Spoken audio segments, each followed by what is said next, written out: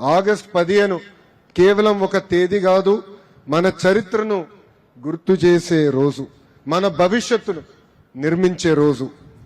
3 రంగుల జెండా మన ఆత్మ గౌరవం. బెజవాడ కనక దుర్గమ్మ ఆశీస్సులు మనకెప్పుడు ఉంటాయి. అదే మనందరికీ కొండంత బలం. ఈ జిల్లాకి ప్రకృతి ఇచ్చిన గొప్ప వరం మన కృష్ణమ్మ. మన సాగు తాగునీటి వరం ప్రకాశం బ్యారేజ్. మన బెజవాడ విద్య కళలకు నిజమైన రాజధాని. కొండపల్లి బొమ్మలు మనందరి కళ.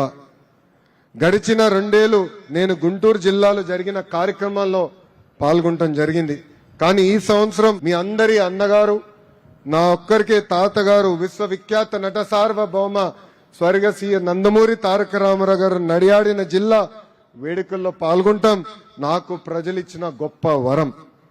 నేను విద్యాశాఖ మంత్రిని అయినప్పుడు నేను ప్రజలందరికీ ఒకే హామీ ఇచ్చా. ప్రభుత్వ పాఠశాలలకు పూర్వ వైభవం తీసుకొస్తానని ఆనాడు చెప్తాం జరిగింది. 2 ఏళ్లు డిపార్ట్మెంట్లో ఉన్న వారందరూ అహర్నిశలు కష్టపడ్డారు. ఇప్పుడు నేను గర్వంగా చెప్తున్నా, భారతదేశ చరిత్రలో ఎప్పుడు జరిగిన విధంగా ప్రైవేట్ పాఠశాలల నుంచి సుమారుగా 1,10,000 మంది విద్యార్థులు ఈరోజు ప్రభుత్వ పాఠశాలలో చేరుతాం జరిగింది. కరికులం మార్చాం. డాక్టర్ సర్వేపల్లి రాధాకృష్ణ గారి పేరుతో స్టూడెంట్ కిట్ ఇస్తున్నాం. డొక్క సీతమ్మ గారి పేరుతో మధ్యాహ్నం భోజనం అందిస్తున్నాం. స్కూల్స్ ని ఏకంగా పాలిటిక్స్ కి దూరంగా పెడతాం కూడా జరిగింది. టెక్స్ట్ బుక్స్ దగ్గర నుంచి స్కూల్స్ వరకు ఎక్కడ ముఖ్యమంత్రి గారి ఫోటో లేదు, కనీసం నా ఫోటో కూడా లేదు.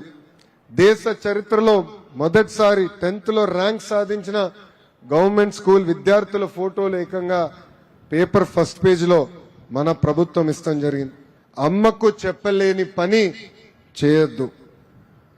వినడానికి సింపుల్ గా ఉండొచ్చు, కానీ చాలా పవర్ఫుల్ స్టేట్మెంట్ ఇది.